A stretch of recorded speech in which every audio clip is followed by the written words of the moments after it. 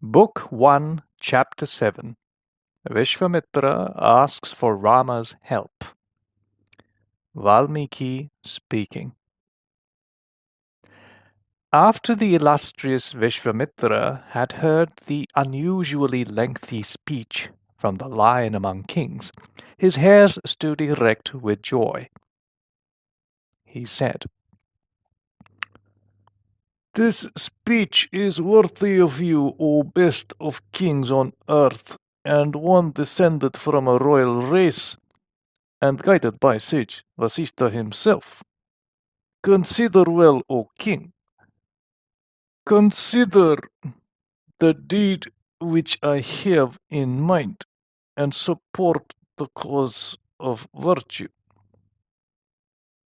Vishwamitra continued. "I am employed, O chief of men, in religious acts for attainment of my consummation, but the horrible Rakshasa demons have become my great obstructions. Whenever I offer sacrifices to the gods at any place, instantly these nocturnal demons appear to destroy my sacrificial rites. On very many occasions, when I commence my ceremonies, the Rakshasa chiefs fling heaps of flesh and blood on the sacrificial ground. Being thus obstructed in my sacrificial duties, I now come to you with a broken spirit, having labored in vain to complete the rites." He continued, "The wolves of the right prevent me from giving vent to my anger by curses. Such being the sacrificial law, I expect by your favor to gain its great object in peace. Being thus oppressed, I have recourse to your protection, and you should protect me. Otherwise, it is an insult for petitioners to be disappointed by the best of men as yourself." Continued Vishwamitra. "You have a son, the beautiful Rama, powerful as a fierce tiger, and strong as the great Indra himself. He is able to destroy the Rakshasas. May you now deliver that Rama, your eldest son, to me. Having his youthful locks of hair like the black plumage of a crow, but possessing the true valor of a hero. Protected under my sacred authority and by his prowess, he will be able to sever the heads of the malicious Rakshasas. I will do him an infinity of good services, whereby in the end he will become adored by the inhabitants of all the three worlds. The night-wandering Rakshasas cannot abide in the field before Rama, but must fly like stags in the wilderness before a furious lion. No man other than Rama can make bold to fight with the Rakshasas, just as no animal other than a furious lion can stand to fight wild elephants. Elated with their strength, these vicious beings have become like poisoned shafts in fighting. Being delegates of the demons Kara and Dusana, they are as furious as death itself. They cannot, O tiger among kings, be able to sustain the arrows of Rama, but must settle like flying dust under the ceaseless showers of his arrows. Let not paternal affection prevail over you, O king, as there is nothing in this world which the high-minded will refuse to part with. I know it for certain, and so you also should know that the Rakshasas must be destroyed by him. Wise men like ourselves will never undertake an uncertainty. I will know the great soul of the lotus-eyed Rama, and so does the illustrious Vasishta and all others who are far-seeing. Should the senses of greatness, duty, and renown have a seat in your soul, you should deliver my desired object to me, your son. It will take 10 nights to perform the rites of my sacrifice, during which Rama shall have to stay with me and kill the Rakshasas who are obnoxious to my rites and the enemies of the sacrifice. O King Dasaratha, let the ministers headed by Vasistha join and give their assent, and deliver your Rama to me. O descendant of Raghu, you know that auspicious times must not be allowed to slip away, so you must not allow my time to slip. So, may I have Rama? Be blessed and do not give way to sorrow. Even the smallest service, if done in good time, appears to be much, and the best service is of no avail if done out of season. Vishvamitra, the illustrious and holy chief of the sages, paused after saying these words, filled with virtuous and useful intentions.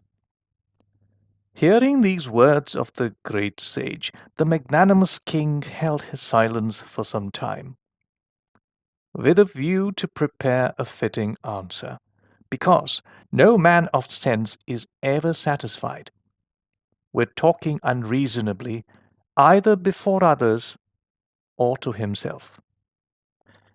Chapter 8. Dasaratha's reply to Vishvamitra. Valmiki added, on hearing Vishvamitra's words, Dasaratha, the tiger among kings, remained speechless for a moment and then implored him from the lowliness of his spirit. Rama, my lotus-eyed boy is only 15 years of age. I do not see he is a match for the Rakshasas. Here is a full Lakshauhini legion of my soldiers. A full Lakshauhini. O Lord, I am the sole commander. Surrounded by them, I will offer battle to the Rakshasa cannibals. Here are my brave generals who are well disciplined in warfare. I will be their leader in the height of war, with my bow in hand. Accompanied with these, I can offer fight to the enemies of the gods and to the great Indra himself in the same manner as the lion withstands wild elephants. Rama is only a boy with no knowledge of the strength of our forces. His experience has scarcely stretched beyond the inner apartments of the battlefield. He is not well trained in arms, nor is he skilled in warfare. He does not know how to fight an enemy arrayed in the order of battle. He only knows how to talk about and walk about in the gardens of the city amidst trees and pleasant groves. He only knows how to play with his brother princes in the flowery parks set apart for his play within the precincts of the palace. Dasaratha continued. Recently, O Brahmin, by a side reverse of my fortune, he has become as lean and pale as the withering lotus under the dews. He has no taste for his food, nor can he walk from one room to another, but remains ever silent and slow brooding over his inner grief and melancholy. O chief of sages, in my great anxiety about him, I, together with my family and dependents, have been deprived of the gist of our bodies and become like the empty clouds of autumn. How can my boys, so young as he is, and in such an unnatural state of mind, be fit to fight at all, much less with those marauders who row about at night? O high-minded sage, It is one's affection for his son that affords him far greater pleasure than this possession of a kingdom, or his connection with beautiful women, or even his relish for the juice of nectar. It is from paternal affection that good people perform the hardest duties and austerities of religion, and anything which is painful in the three worlds. Men are even prepared under certain circumstances to sacrifice their own lives, riches, and wives, but they can never sacrifice their children. This is the nature of all living beings. The Rakshasas are very cruel in their actions and fight deceitful warfare. The idea that Rama should fight them is very painful to me. I have a desire to live. I cannot dare to live for a moment separated from Rama. Therefore, you should not take him away. O descendant of Kausika, I have passed 9,000 reigns in my lifetime before these 4 children were born to me after much austerity. The lotus-eyed Rama is the eldest of these, without whom the 3 others can hardly bear to live. You are going to deliver this Rama against the Rakshasas, but when I am deprived of that son, know me certainly for dead. Of my 4 sons, he is the one in whom rests my greatest love. Therefore, do not take away Rama, my eldest and most virtuous son, from me. The king continued to plead with Vishwamitra. He said, If your intention, O sage, is to destroy the force of night wanderers, take me there, accompanied by the elephants, horses, chariots, and foot soldiers of my army. Describe to me clearly what these Rakshasas are, how strong they are, whose sons they be, and what are their sizes and figures. Tell me the way in which the Rakshasas are to be destroyed by Rama. Tell me, O great sage, tell me all this, so that I can calculate the possibility of making a stand in the open field against these fiercely disposed Rakshasas, when they are certainly so very powerful. The Rakshasa named Ravana is heard to be very powerful. He's brother of Kubera himself, and he is the son of sage Visravas. If is he, the evil-minded Ravana, who stands in the way of your rights, we are unable to contend with that pest. Power and prosperity in all their flourish come within the reach of the living at times, but they disappear at others. These days we are no match for such foes as Ravana and some others. Such is the decree of destiny. Therefore, O you who are acquainted with law, do this favor for my son. Unlucky as I am, it is you who are the arbiter of my fate. The gods, asuras, gandharvas, yakshas, huge beasts, birds, and serpents are unable to fight with Ravana. What are we human beings in arms to him? That Rakshasa has the prowess of the most powerful. We cannot afford to fight with him, or even with his children. This is a peculiar age in which good people are made powerless. Moreover, I am disabled by old age and lack that spirit, and even though I am from the race of the Raghus.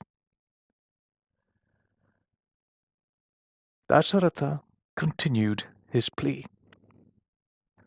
O Brahmin, tell me if it is Lavan, the son of Madhu, the notorious Asura, who disturbs the sacrificial rites. In that case also I will not part with my son. If it be the 2 sons of Sunda and Upasunda who disturb your sacrifice, terrible as they are like the sons of the sun, in that case also I will not give my son to you. But after all, O Brahmin, should you snatch him from me, then I am also dead and gone with him. I do not see any other chance of a lasting success of your devotion. Saying these gentle words, the descendant of Raghu was drowned in the sea of suspense with regard to the demand by the sage. Being Unable to arrive at a conclusion, the great king was carried away by the current of his thoughts, as one by the high waves of the sea.